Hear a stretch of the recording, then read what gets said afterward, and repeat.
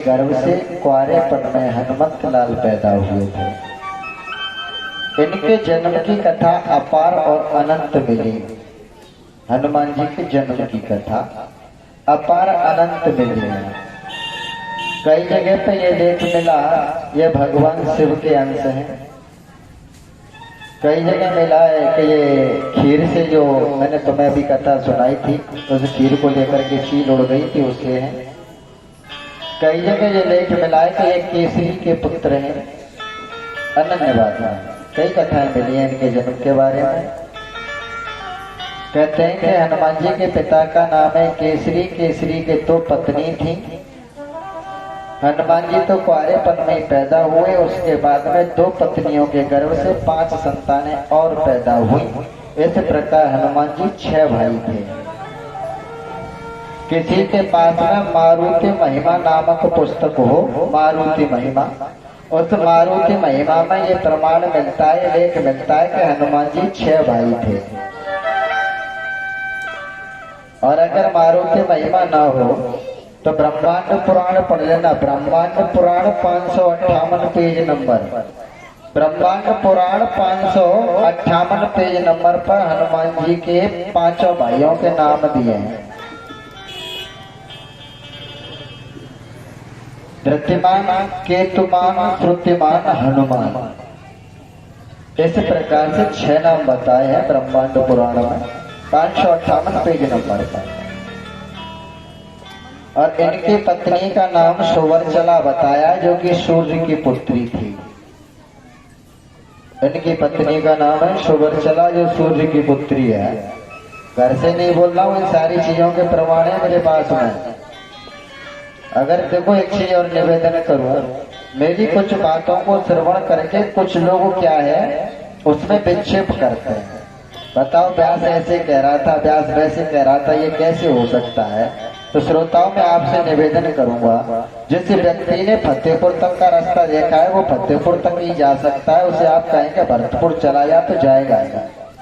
और अगर उसे फतेहपुर से आगे भरतपुर का रास्ता दिखाया जाए, उसे कहा जाए तो उसकी खोपड़ी काम करना छोड़ देगी।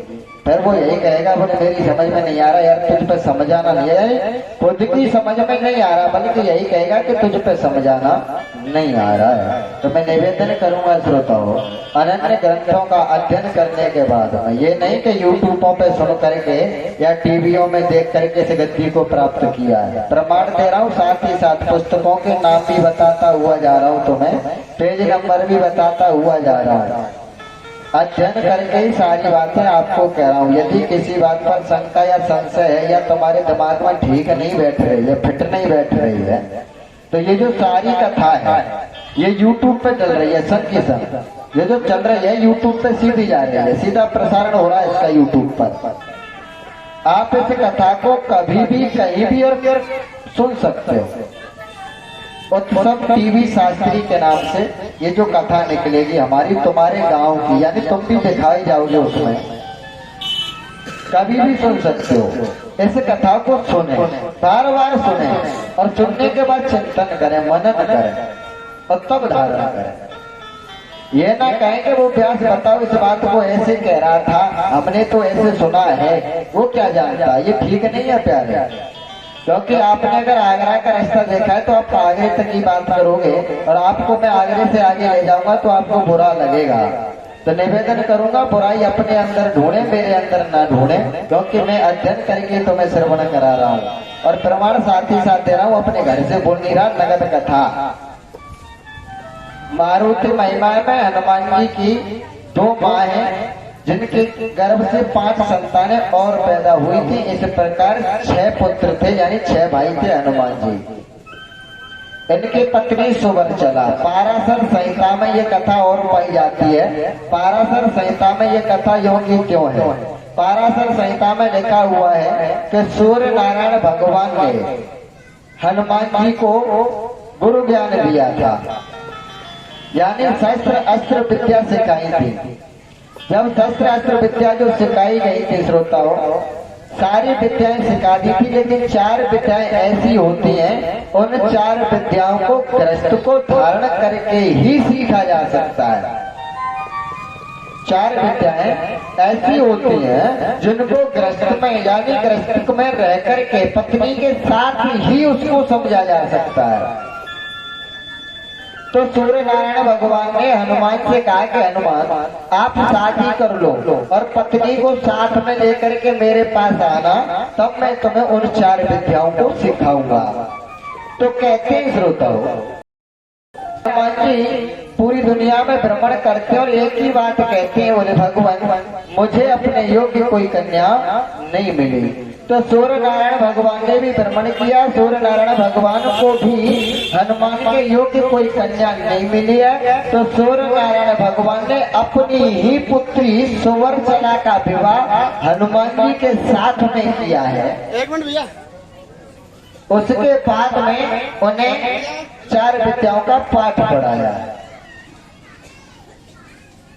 देखिए श्रोताओ, ये जो सम्मान कर रहे हैं हमारे भाई हैं, यानी कि हमारी करावली से चल करके आया, जहाँ भी हमारी कथाएं होती हैं, सत्संग कीर्तन जहाँ भी हमारा होता है, अपने छोटे भाई का सम्मान करने के लिए पहुंचते हैं।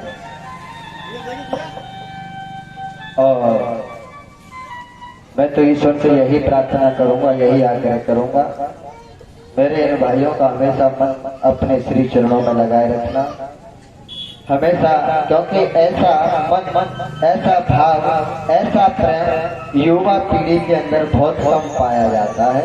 क्योंकि युवा पीढ़ी तो केवल नाच गाने को पसंद करती है, लेकिन धन्य ऐसे बालकों के लिए जो भगवान की भक्ति, भगवान की सेवा, भगवान की आराधना अर्चन बंधन में लिप्त हैं।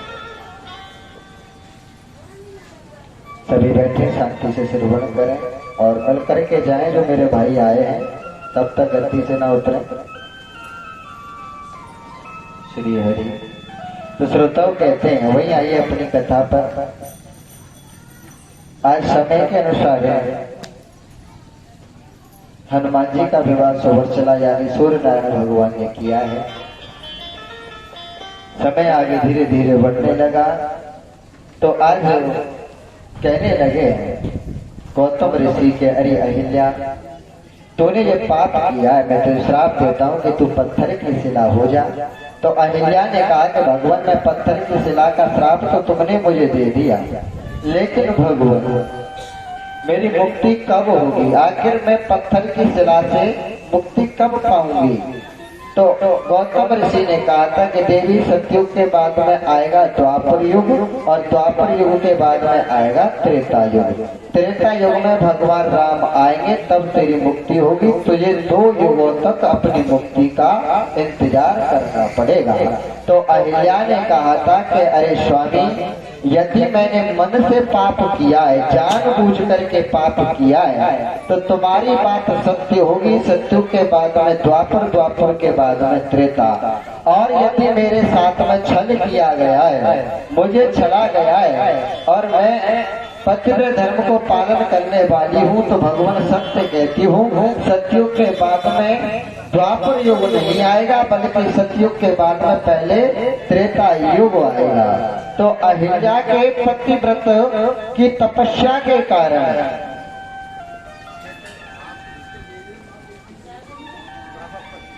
बुरो लगे चाहे नो जी, अरे बुरो लगे चाहे नो जी, एक दिन गोनो जी, बुरो लगे चाहे नो जी, एक दिन गोनो जी।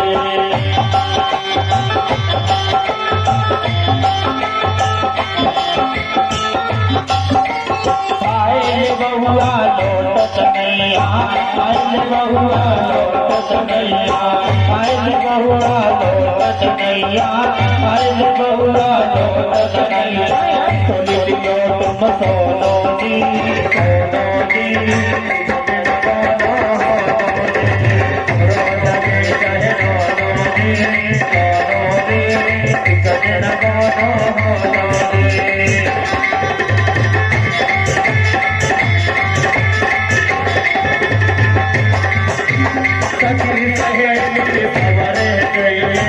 सखी सहेली सवर गई, सखी सहेली सवर गई, सखी सहेली सवर गई।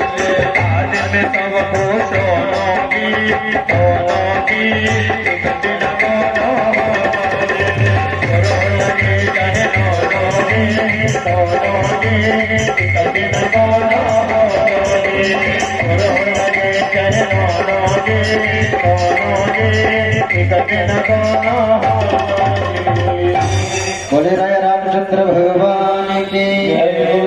तो कहते श्रोताओ, आज इसे अहिल्या के तप बल के कारण सतयुग के बाद में द्वापर युग आना था, लेकिन अहिल्या ने अपने तपोबल की शक्ति से द्वापर युग को पीछे कर दिया, त्रेता युग को पहले बुला लिया।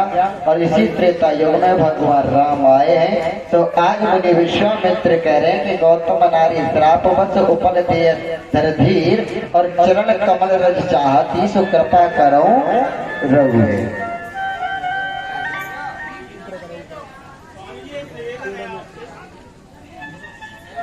बोलते जाइए, मैं सुन रहा हूँ जी, बोलते जाइए। जैसे आपने हनुमान जी के बारे में बताया, जी जो ब्रह्मचारी बताया है, पुस्तकों में रामायण में भी ब्रह्मचारी बताया है, और आप कह रहे हैं तो इसका समय कम मिलेगा हमारे लिए आपसे पूछने का। श्री हरिया बैठ जाए अपनी जगह पर, अभी ले लो, पीछे का काम नहीं है। अपनी जगह पर बैठ जाइए, अभी ले लो संगी संग जवाब, पीछे का काम नहीं है मेरे यहाँ। नगद कथा है, प्रमाण है, रट्टा नहीं रखता मैं। ब्रह्मचारी किसे कहते हैं, पहले तो इसकी व्याख्या लेकर के आए। ब्रह्मचारी कहते किसे हैं? ब्रह्मचारी उसे कहते हैं जो एक पत्नी व्रत धर्म धारण करे, उसे कहते ब्रह्मचारी। ब्रह्मचारी उसे नहीं कहते जो पत्नी का संग नहीं करे, शादी नहीं करे। बोले शादी नहीं की है, ब्रह्मचारी है साहब। एक बात मुझे बात बताइए, अगर शादी करे नहीं और पराई स्त्रियों को छोड़े नहीं, तो ब्रह्मचारी कैसे मान लिया जाएगा बताओ? ब्रह्मचारी उसे कहते हैं, शांति से बैठे रहे, मैं निवेदन जो कर रहा हूँ। ब्रह्मचारी का अर्थ है जो एक पत्नी व्रत धारण करे, अपनी एक ही पत्नी में हमेशा संतुष्ट रहे, उसी धर्म का पालन करे, उसे कहते हैं ब्रह्मचारी। ब्रह्मचारी का अर्थ ये नहीं है कि जिसने शादी नहीं की वो ब्रह्मचारी है, नहीं। ब्रह्मचारी उसे कहते हैं, मैं बार बार निवेदन कर रहा हूँ और मैं प्रमाण भी दे रहा हूँ भैया के लिए कि घर से नहीं बोल रहा हूँ मैं इस बात को, अपने से जो लेख है प्रमाण दे रहा हूँ। पाराशर संहिता में इसका लेख है। अगर आप पर पुस्तक नहीं है तो मैं निवेदन करूंगा, गद्दी से उतरने के 20 मिनट बाद आप कमरे पे आ जाना। मेरे पास में ये पुस्तक कमरे पर रखी हुई है, मैं उसमें इसका प्रमाण दिखा दूंगा। घर से नहीं बोल रहा हूँ, मैं बार बार कह रहा हूँ आपसे, थोड़ा शब्द को समझे। मैं एक ही निवेदन पहले भी कर रहा हूँ कि चिंतन करें, मनन करें, उसके बाद कुछ कहें। किसी संत का सानिध्य प्राप्त करें, या संत बैठे हैं, बड़े बड़े विद्वान बैठे हैं, उनसे ये पूछें कि बोले महाराज ब्रह्मचारी कहते कैसे हैं? ब्रह्मचारी उसे कहते हैं जो एक पत्नी व्रत धारण करता है, उसे ब्रह्मचारी कहते हैं। ब्रह्मचारी का मतलब ये नहीं है कि शादी नहीं की है तो वो ब्रह्मचारी है, नहीं, उसे ब्रह्मचारी नहीं कहते। श्रोताओं, थोड़ा समझें और उस पर पालन करें और उसका अमल करें, मेरी प्रार्थना रहेगी। मैं जानता हूं कि सभी लोग आप मुझसे ज्यादा विद्वान हैं, मैं ये भी मानता हूं, लेकिन मैं गति से शास्त्र विरुद्ध कोई बात नहीं कर रहा हूं, इसका प्रमाण दे रहा हूं। अगर प्रमाण नहीं है तो आप इस बात के कहने के अधिकारी हैं कि बोले महाराज आप ये कहां से कह रहे हैं? पाराशर संहिता में ये लेख है, मारुति महिमा में ये लेख है, ब्रह्मांड पुराण में 3 पुस्तकों का लेख दे रहा हूँ। इनमें मिला है कि हनुमान जी की शादी हुई है। भरोसा नहीं हो, पुस्तक नहीं है तुम पर, तो मेरे पास कमरे में यानी स्कूल पर रखी हुई है, वहां आकर के देख लेना, ठीक है ना? इतना ही कहूंगा, आगे आप लोगों की इच्छा। चलिए मैं बार बार यही कह रहा हूँ कि फतेहपुर का रास्ता देखा है तो आपको फतेहपुर तक रास्ता बताऊंगा तो अच्छा लगेगा, और फतेहपुर से आगे बताऊंगा तो आप मुझे मूर्ख ही बताओगे। ये वास्तविकता में सत्य, इसमें गलती आपकी नहीं है। श्री हरि। तो श्रोताओं, वास्तविकता में भैया ने कोई गलत नहीं पूछा है, मैं कोई नाराज भी नहीं हूँ, इनसे बड़ा संतुष्ट हूँ, क्योंकि इनके पूछने से आज आपको ये मालूम पड़ गया होगा कि ब्रह्मचारी उसे कहते हैं जो एक पत्नी व्रत धारण करता है, जो उसे ब्रह्मचारी नहीं कहते जो शादी नहीं करे। ठीक है ना, याद रखना, ब्रह्मचारी वो है जो एक पत्नी व्रत धर्म धारण करता है।